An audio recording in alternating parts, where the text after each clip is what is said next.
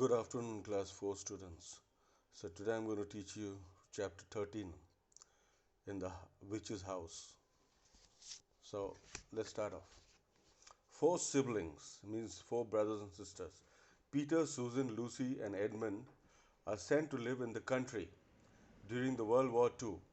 The children explore the house on a rainy day, and Lucy, the youngest, finds an enormous wardrobe which leads to a magical world called Narnia. So, four brothers and sisters, they are sent to the countryside, to the village side to live during the World War II. And they explore the house, they go and see what is where in the house. The youngest, he finds a big wardrobe. And when he enters the wardrobe, from there, he goes into a magical world called Narnia. There, she befriends a faun, Mr. Tomnus, and returns home to tell her brothers and sisters about her experience, only to find out that they don't believe her. So she tells her brother and sister that I went into the wardrobe and I went into another world and I made friends with the faun, but none of her brothers and sisters believe her. So let's move further on to the story. One rainy day, Lucy returns to Narnia through the wardrobe, and Edmund, her brother, younger brother, follows her. While Lucy goes to visit Tumnas, Edmund meets the White Witch as she travels through the countryside on a sleigh. The witch coaxes, means pursues Edmund into telling her about his family and bewitches him with an enchanted version of his favorite candy. Now, his favorite candy, Edmund's favorite candy was Turkish Delight. She convinces him to bring his brother and sisters to her. The witch tells her to bring his brother and sisters to her. After which, after the witch departs, she leaves. Lucy discovers that Edmund has entered Narnia. Lucy, his elder sister, discovers that her brother, a younger brother, he went into Narnia and came back. Returning home, she's sure she'll back up her story, but instead he lies, telling Peter and Susan and that Lucy's Narnia is a make believe. So her brother tells lies that Lucy was told us a lie that Narnia is a magical world. Sometime later, all four children are forced to hide in the wardrobe to escape the housekeeper. When the housekeeper comes, all four of them hide in the wardrobe. The wardrobe leads them to Narnia. Narnia is a magical land. Lucy takes them to visit her friend, Mr. Tumnus, but they find that he's been arrested by the White Witch's secret police, a talking beaver. They arrest Lucy's friend, who introduces himself as a friend of Mr. Tumnus, takes the children home to his dam, where he introduces them to Mrs. Beaver. The beavers feed the children a good meal and explain about the prophecies of Narnia. Prophecies means a prediction what will happen in the future. When four human beings, two males and two females, sit in the four thrones at the Cape Paravel, a castle on the country's eastern coast, and destroy the White Witch. So the beavers are telling the story about what's going to happen, how the witch is going to be destroyed. Edmund had eaten a share of the dinner, but he hadn't really enjoyed it because he was thinking all the time about the Turkish delight. Remember, he did not like the dinner. He was eating it, but didn't like the dinner because he was thinking about the Turkish delight that the witch had promised him. And he had not enjoyed the conversation much either because he kept thinking that the others were taking no notice of him. So while they were talking, he also didn't like the conversation because he thought nobody was taking him seriously and nobody was noticing. They were talking among themselves and not even letting him talk or not even talking to him and trying to give him the cold shoulder. But they weren't. But he just imagined it. But then he had listened until Mr. Beaver told them about Aslan, Aslan the lion, and until he had heard the whole arrangement for meeting Aslan at the stone table. When they came out to the topic of Aslan the lion, then he got a little interested. It was then that he began to very quietly edge himself under the curtain which hung over the door. So he started to go under the curtain which was hung just over the door. Just as Mr. Beaver was repeating the rhyme about Adam's flesh and Adam's bone, Edmund very quietly turned the door handle, and just before Mr. Beaver had started telling them that the witch wasn't really human at all, that the witch was not human, but half a jinn. Now, a jinn is in Arabian and Muslim mythology, the intelligent spirits of lower rank who are able to appear in human or animal form and can possess humans. They can go inside human beings. And half a giantess. Edmund got outside into the snow and cautiously closed the door behind him. Slowly he closed the door behind him. Now Edmund wasn't quite so bad that he actually wanted his brothers and sisters to turn into stone. Now Edmund was angry with his brothers and sisters, but he was not bad. He didn't want them to be turned into a piece of stone by the witch. He just wanted the witch to teach them a lesson, to give them a punishment, but a light punishment. He did not. He did want Turkish delight and to be a prince and later a king and to pay Peter out for calling him a beast. And he wanted to take out revenge on Peter for calling him a beast. As for what the witch would do with the others, he didn't want to be particularly nice to them. Certainly not to put them on the same level as himself. But he managed to believe that she wouldn't do anything very bad to them. He thought the witch will punish them, but not very badly, just slight punishment. Because he said to himself, all these people who say nasty things about her are her enemies. Who people who talk about the witch, they all are enemies. And probably half isn't it true also. The witch is a good person. She was jolly nice to me anyway, much nicer than they are. So he said the witch was much better than my own brothers and sisters to me. I expect she is the rightful queen, really. Anyway, she'll be better than that awful Aslan. So he said she will be better than that lion. At least that was the excuse that he had made up his mind. That he had made up in his mind. The first thing he realized when he got outside and found the snow falling all around him was that he had left his coat behind in the beaver's house. As he went outside, and the first thing he started feeling cold and there was snow falling. And then he realized that he had left his coat in the beaver's house. And there was no way, there was no chance of him going back now because he'll get caught if he goes in. The next thing he realized was that the daylight was almost gone. It was almost becoming night now. The daylight was over.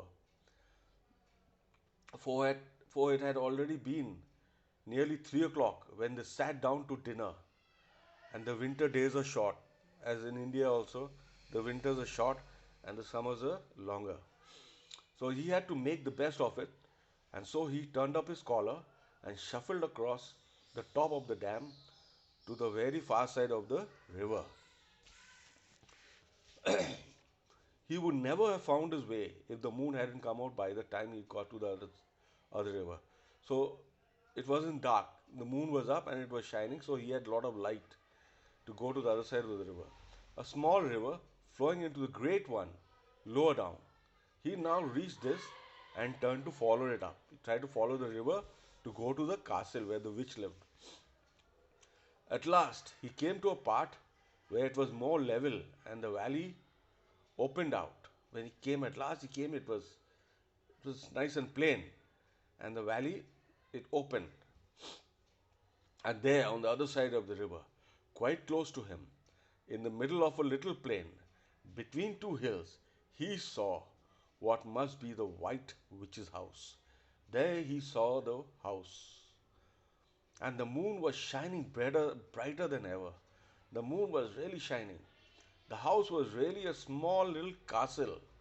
It seemed to be all towers, little towers with pointed spires on them. Spires are conical or pyramidal structures. They look, on them sharp as needles. They look like huge dunce cap or sorcerer's caps, and they shone in the moonlight, and their long shadows looked strange on the snow. Edmund began to feel afraid of the house now. The long shadows and all that made the house look made the place look strange, and he was feeling afraid of the house. But it was too late to think of turning back now. He crossed the river on the ice and walked up to the house. There was nothing stirring, not the slightest sound anywhere, no sound, nothing.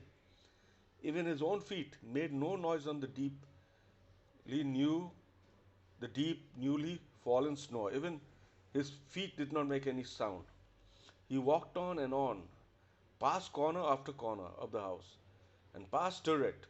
Turret is a small tower on top of a larger tower.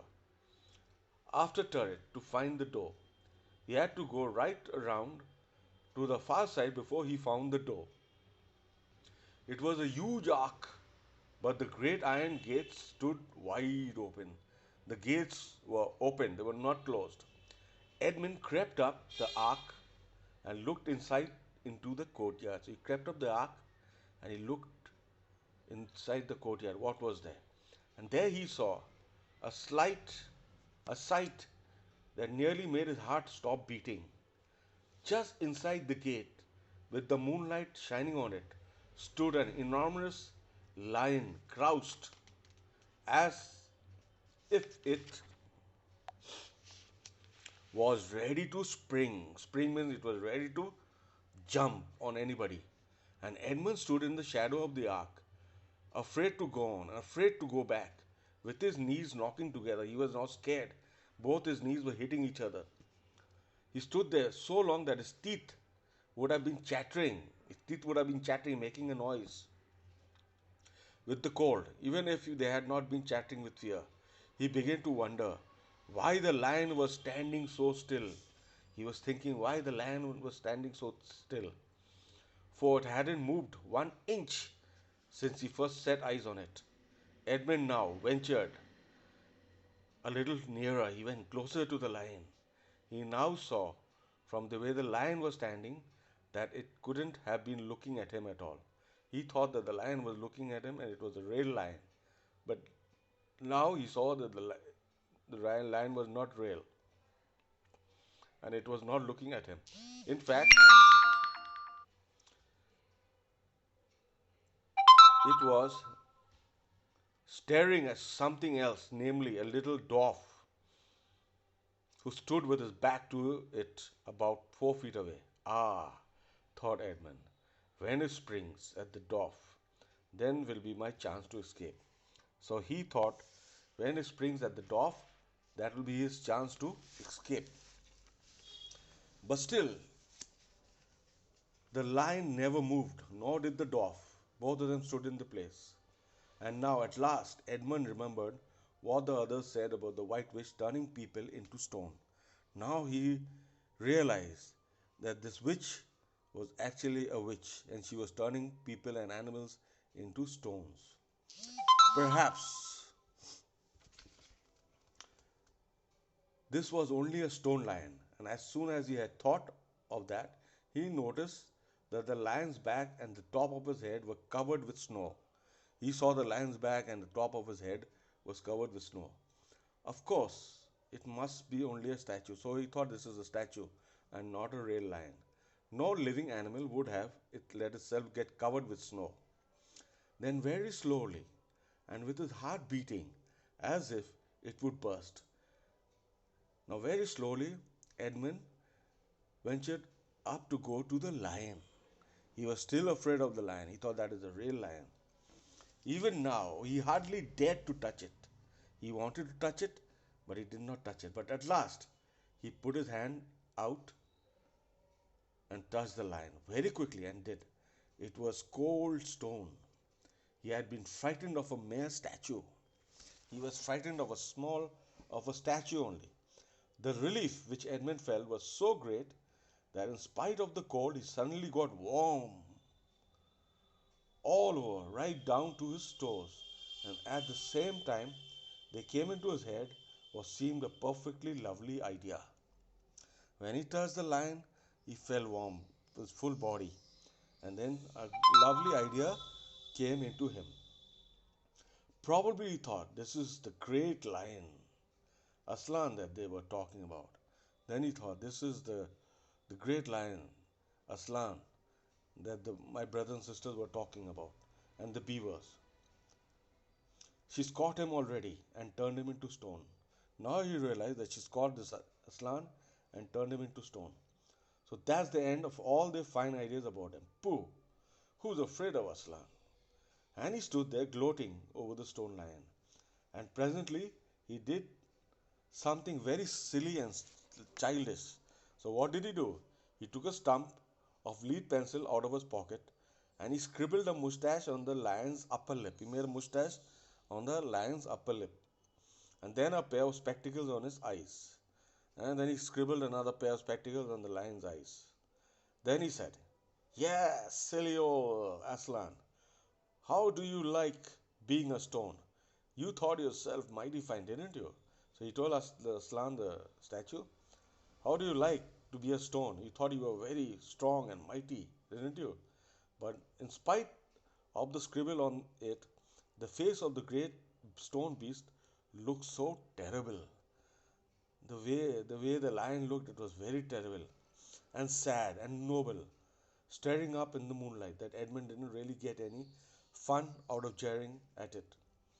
He turned away and began to cross the courtyard.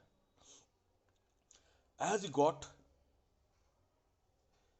into the middle of it, he saw that there were dozens of statues all about. He saw there were dozens of statues, all turned into stone, standing here and there, rather as pieces stand on a chessboard, like they were standing on a chessboard when it is halfway through the game.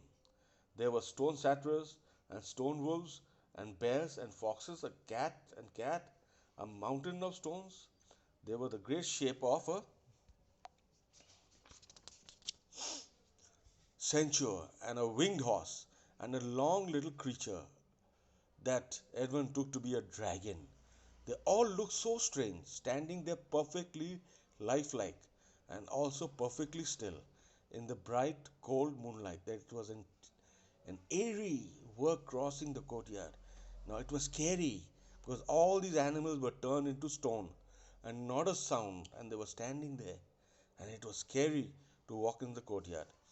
He now saw that there was a dim light showing from the doorway on the far side of the courtyard. He saw a light coming from the courtyard. He went towards it. There was a flash of stone steps going up to an open door. Edmund went up to them. Across the threshold, or just outside the door, lay a great wolf. It's all right, he kept saying to himself. Edmund kept saying to himself, "It's all right. It's only a stone wolf. It can't hurt me." And he raised his light to step over it. Instantly, the huge creature rose. The wolf got up with all the hair bristling along his back. He opened a great red mouth and said in a growling voice, "Who's there? Who's there? Stand still, stranger, and tell me who you are." So he told Edmund, "Stand there and tell me who you are." "If you please, sir," Edmund said, trembling so that he could hardly speak. "My name is Edmund, and I am the son of Adam that Her Majesty met in the woods the other day. And I have come to bring her the news that my brothers and sisters are now in Narnia, quite close in the beaver's house. She wanted to see them." So he said, "I want to see the Queen, this is Her Majesty, because I want to tell her that I brought my brothers and sisters to Narnia, and they're living in the beaver's house up on the dam." "I will tell Her Majesty," said the wolf. "Meanwhile, stand still on the threshold, as you value your life. Do not move, otherwise I will kill you." Then it vanished into the house. Edmund stood and waited for his fingers, aching with cold and his heart pounding in his chest. Edmund was scared, waiting there for the wish to come. And presently the grey wolf, Morgram, the chief of the witches' secret police, came bounding back and told him, Edmund, come in, come in. Fortunate favorite of the queen, or else not so fortunate. And Edmund went in, taking great care not to tread on the wolf's paws, so that he did not uh, put his legs on the wolf's paws. He found himself in a long, gloomy hall with many pillars, full, as the courtyard had been, of statues. The one nearest the door was a little fawn with a very sad expression on his face. And Edmund couldn't help wondering if this might be Lucy's friend. So he said, I think this is Lucy's friend that Lucy was talking about. The only light came from a single lamp, and close beside this sat the white witch. I've come, Your Majesty, said Edmund, rushing eagerly forward. So Edmund said, Your Majesty, I've come. The queen told him, the witch told him, How dare you come alone? Said the witch in a terrible voice. Did I not tell you to bring the others with you? So she told him, How dare you come alone here? I told you to bring your brothers and sisters and everybody and come here. Please, Your Majesty, said Edmund. I have done the best I can. I brought them quite close. So he said, I have brought them. You told me I brought them quite close. I couldn't bring them here, but I brought them into Narnia. They're in the little house on top of the dam, just up the river, with Mr. and Mrs. Beaver. A slow, cruel smile came over the witch's face. Now the witch was smiling, but very cruelly. Is this all your news? She asked him. No, Your Majesty, said Edmund, and proceeded to tell her all he had heard before leaving the beaver's house. And he told her what all he heard from the beaver and his brothers and sisters. He told her everything. What? Aslan, cried the queen. Aslan, is this true? If I find you have lied to me, she told him, if you have lied to me about Aslan, then I will deal with you separately. Please, I am the only one repeating what they said, stammered Edmund. So Edmund said, Please, whatever they told me, I am saying. But the queen, who was no longer attending to him, what she did, she clapped her hands, and instantly the same dwarf whom Edmund had seen with her before appeared. And she told the dwarf to get a sledge ready so she could go and bring his brothers and sisters. Ordered the witch and use the harness without bells. Now, this extract is taken from The Lion, the Witch, and the Wardrobe by C.S. Lewis. So, today I have taught you this. I'll send you this video, and also I'll send you the video of Narnia, a link, so you can watch the whole movie. If you watch the whole movie, then you'll understand the story better. So, for today, have a great day. Bye for now.